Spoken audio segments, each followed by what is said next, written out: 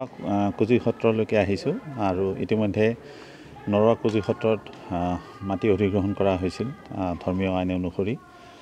কিছু মাটি সত্ৰৰ নামত আছে, বাকী কিছু ইতিমধ্যে চৰকাৰীকৰণ হৈছে।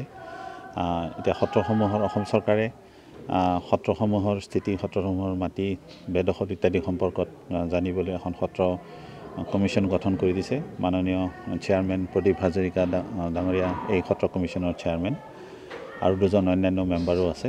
আৰু আমি আজি এই নৰোৱা কুজি সত্ৰ চাবলৈকে আহিছোঁ। ইয়াত থকা সম্পদসমূহ, ইয়াৰ মাটি বাৰীৰ অৱস্থা, তেওঁলোকৰ সুবিধা অসুবিধা, কেনেকুৱা ধৰণৰ অসুবিধা পাইছে, এই সকলোখিনি অধ্যয়ন ইতিমধ্যে আমি চাইছোঁ আৰু আজি অধ্যয়ন কৰি ইতিমধ্যে আমি চৰকাৰলৈ আমাৰ প্ৰতিবেদন আমি প্ৰস্তুত কৰি আছোঁ।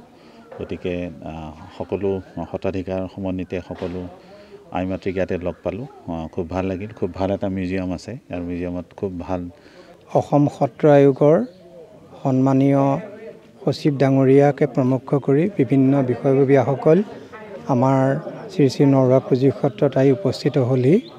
তেখেতসকল অহাৰ এটা অন্যতম কাৰণ হ'ল যে 1969 চনৰ 6 মাৰ্চ তাৰিখে শ্ৰী শ্ৰী নৰোৱা কুজি সত্ৰৰ 484 বিঘা মাটি চৰকাৰে নটিচ কৰি পেলাই অধিগ্ৰহণ কৰিলে।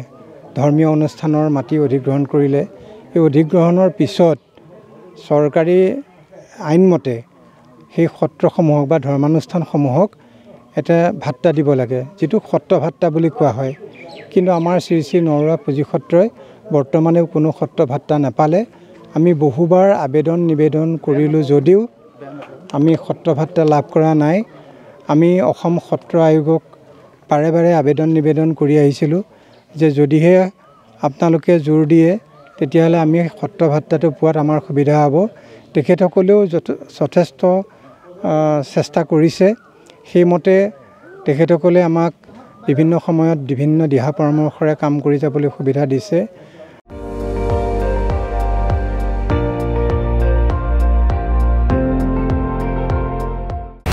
আপুনি চাই আছে ND24, সৰ্বশ্ৰেষ্ঠ নহয় সৰ্বোত্তমৰ দৌৰ।